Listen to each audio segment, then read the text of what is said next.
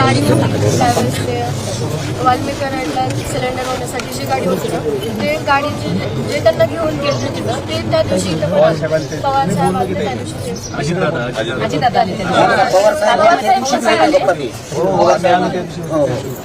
त्याचे फोटो आहेत आपल्याकडे. शिवलिंग मोराळे म्हणून कार्यक्रम नावाने परत कुठे सगळे सापडले त्या दिवशी बीड जिल्ह्यातच इथून जातात सगळे एसपी ठीक आहे बघतो शिवलिंग मोराळे तो पण काय मोकळाच गोष्ट आहे त्याचं काहीच नाही. ते नाहीच आहे. आरोपीला काही जणांनी गाडी घेऊन दुसरी काही दुसऱ्या आले शिवलिंगला आले त्यांना सुद्धा एक त्याला एक नोटीस दिली सोडून नाही. अरे नुसतं साथीची जात झाल्यानंतर तुम्ही बोलतो तर त्याला 7 महिने जेल होते.